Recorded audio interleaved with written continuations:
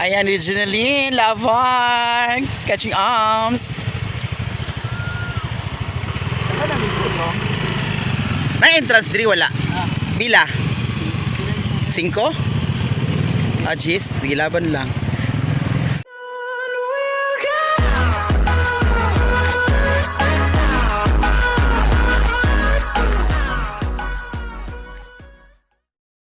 Oh my God! Sa mga pinagpalang friend. So, welcome back to my channel. So, this is all the region ninyo. Pinagpalang friend! So, nakakili ka sa Bayug Island. Kiingon nila nga beach front daw ni diri. Mga nita dini kaingon sila. Trending doon siya, viral doon siya. Nindot doon dililiguan mga pinagpalang friend. Busa! Let's get it on! But before that, okay mga pinagpalang friend, subscribe my channel muna tayo. Iikutin ko kayo dito sa sinasabi nilang na bagong trending na beach mga pinagpalang friends, okay? So tanawa na ni siya karon. Okay? Excited kaayo.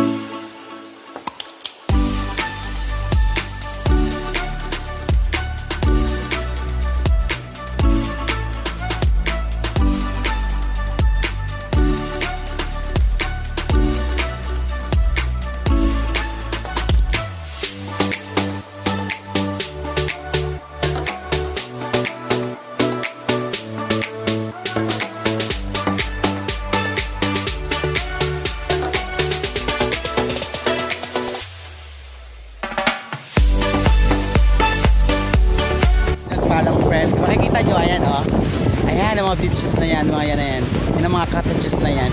So magtatanong kayo, mag-i-inquire tayo kung makikita nyo yan na yan. Ayun yung mga pinagpalang friend. Yan, makikita mo yan.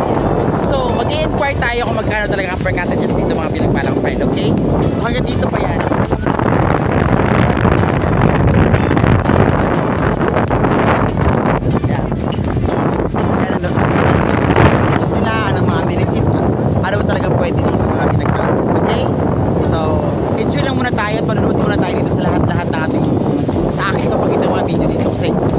Makikita nyo naman, ayan, kasama ko si Luero, si Kasana All, ayan na. So, ganun lang ha. So, enjoy lang muna tayo. Sana mag-enjoy naman kayo. Please, please, please, don't skip ads. Lakot. So, tingnan natin ha. Okay.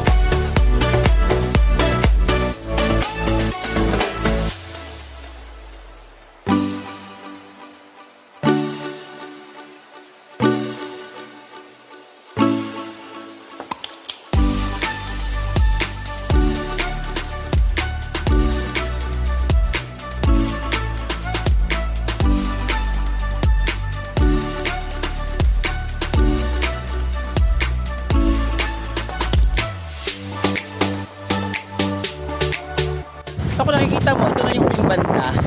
Itong huling cottage nila, mga pinagpalang friends from, ito na yung south yata to.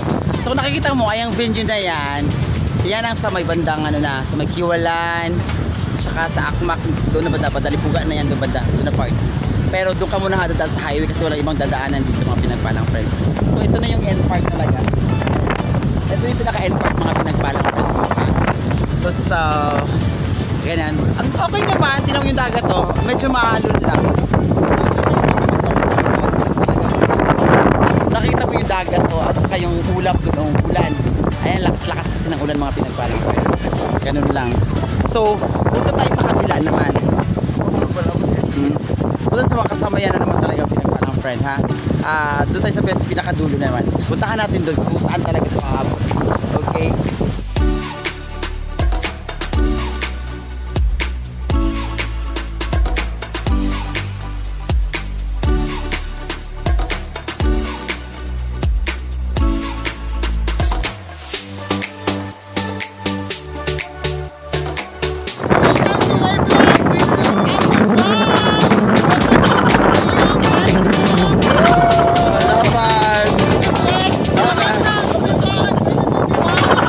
Vlogger mo ka?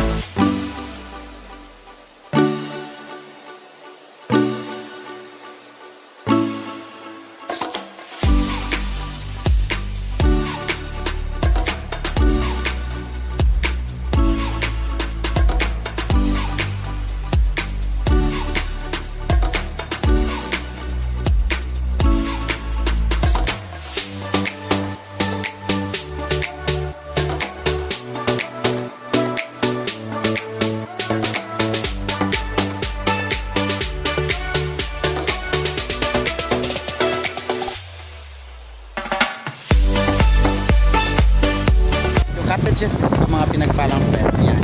Ayan ang 250 na yan. So, kung napapansin mo, dun banda sa may likod, dun sa bandang part na yon, walang color. Dito naman may color. So, siguro, ibang may-ari o kaya talaga may color coding na sila. Ayan. Doon pa man mga pinagpalang friend. Nakita mo, ito na yung pinaka-last part na cottage dito. Ito yung cottage number 7. Siguro, tapos doon banda, wala na. Wala na yan. Wala na talaga yan. So, ikotin hanggang sa dagat na talaga yan. Pinaka-dagat na yan.